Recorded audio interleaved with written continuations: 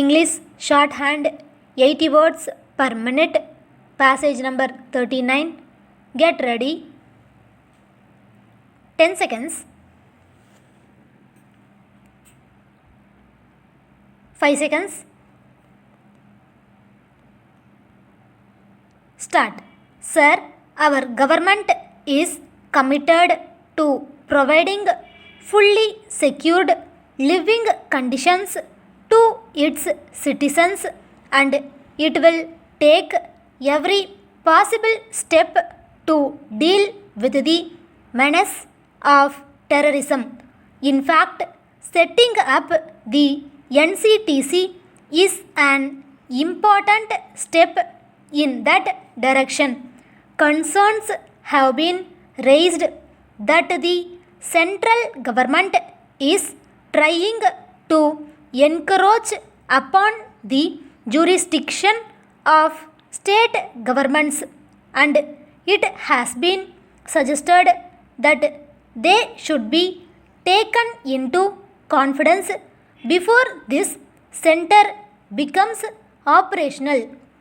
The question of setting up of National Counter-Terrorism Center has been discussed at various fora since the report of the group of ministers appointed by the previous government and the recommendations of the Second Administrative Reforms Commission were submitted.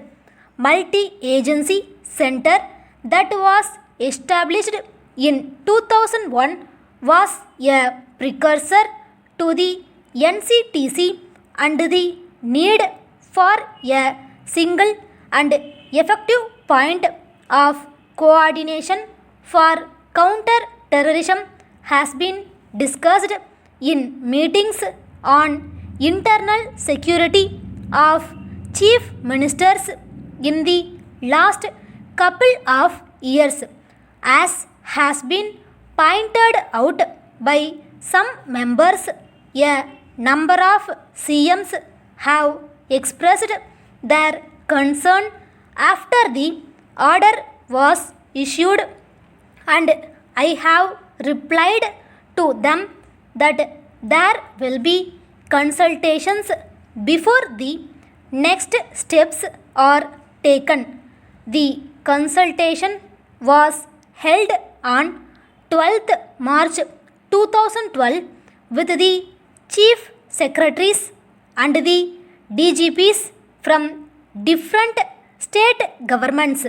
The meeting of the chief ministers on international security has been called, which was originally scheduled for 15th February, but because of elections it had to be postponed. It is now scheduled on 16th April. Therefore, adequate and full consultations will take place before the next steps are taken to operationalize the National Counter-Terrorism Center. I think the idea of an NCTC and the manner in which the NCTC will function are two separate issues. The idea of National Counter-Terrorism Center, you have all agreed, is unexceptional. On the manner in which the NCTC will function, there may be differences of opinion, but I am confident that through discussions and dialogues these differences can be narrowed down and a broad-based consensus can be arrived. That will be our effort, and therefore this House has the assurance that nothing will be done which will in any way infringe with the federal imperatives of our constitutional setup. Sir, some other members brought up the question of the problems of Sri Lankan Tamils, and I will therefore spend a few minutes in describing our broad approach in dealing with the problems of Sri Lankan Tamil community. Sir, some members have raised concerns regarding the situation in Sri Lanka.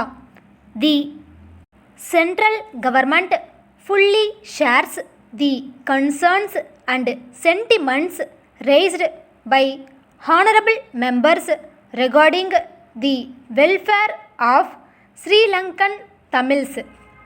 Since the end of conflict in Sri Lanka, our focus has been on the welfare and well-being of the Tamil citizens of Sri Lanka.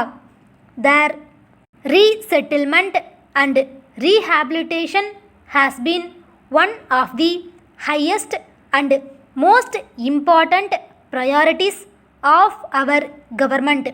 The steps taken by the central government in this regard have been outlined in the Suvamotu statement made by the External Affairs Minister on 14th March 2012.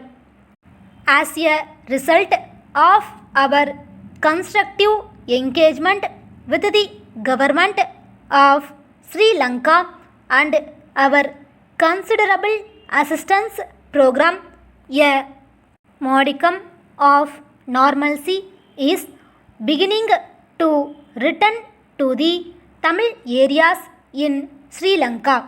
There has also been progress given the withdrawal of emergency regulation by the government of Sri Lanka and the conduct of elections to local bodies in the northern province of Sri Lanka. Sir, members have also raised the issue of human rights violations during the protracted conflict in Sri Lanka and on the US initiated draft resolution on promoting reconciliation and accountability in Sri Lanka at the ongoing 19th session of the United Nations Human Rights Council in Geneva. The government of India has emphasized to the government of Sri Lanka the importance of a genuine process of reconciliation to address the grievances of the Tamil community.